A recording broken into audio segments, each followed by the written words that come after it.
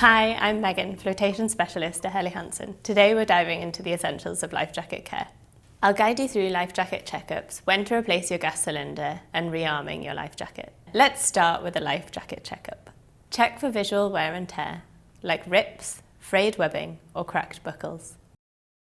Make sure zippers and closures are intact and that there aren't any tears or obstructions that could get in the way of inflation. Now, let's check the gas cylinder.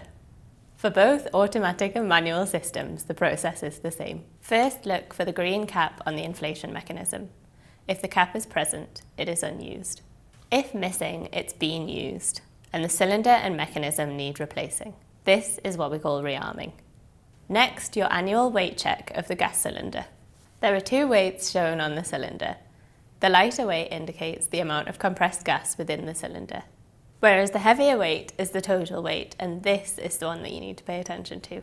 Check the gas cylinder for corrosion. If it's misshapen, has corrosive pitting or any visible damage. If any of these are apparent, it's time to dispose of the cylinder and replace. Examine the air bladder for abrasions, markings or tears that could affect functionality. After all, the air bladder is what keeps you afloat in the water. If there are any marks on the bladder and you don't know where they've come from, it's time to replace your life jacket.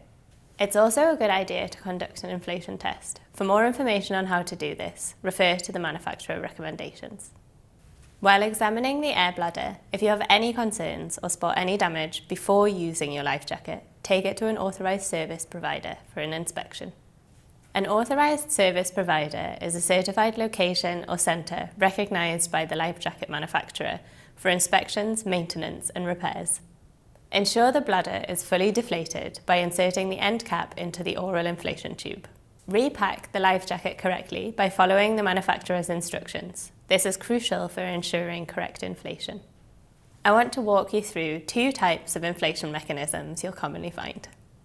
Automatic systems inflate the life jackets without the need for manual inflation. They work either upon contact with water or by utilising hydrostatic release mechanism, which is activated by water pressure. On automatic inflation mechanisms, there is always a manual override puller. So when should you rearm a life jacket? It's very simple. You should rearm your life jacket when it reaches its expiration date. And for used life jackets, you should rearm immediately. Today, we're going to walk you through how to rearm two common inflation mechanisms on life jackets. The specific instructions will vary from each manufacturer or model of life jacket. So always refer to the instruction manual before attempting to rearm your life jacket. Check that the rearming kit is compatible with your specific life jacket model. Depending on the design of your life jacket, you might need tools to aid in rearming. Check for this info in the manufacturer's instructions. Use the end cap to make sure there is no air in the bladder. Find where the gas cylinder is housed. Remove the used gas cylinder and cartridge and dispose of them appropriately. Carefully insert the new gas cylinder and cartridge. Ensure that they are screwed in tightly by hand.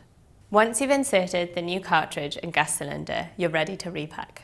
If you're unsure whether you have correctly rearmed your life jacket, ask an authorised service provider to inspect. Before repacking, check over the life jacket to make sure no damage occurred during the rearming process.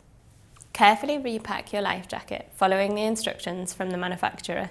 Store the life jacket in a cool and dry place and make note of the exact date you replaced the gas cylinder for future reference. And there you have it, a comprehensive guide to keep your life jacket in ship-shape condition. Remember, your safety is in your hands, and it's your responsibility to follow manufacturer guidelines for all aspects of life jacket care and maintenance. That way, whether you're setting sail on an offshore adventure or planning a kayak trip, you can confidently head out on the water.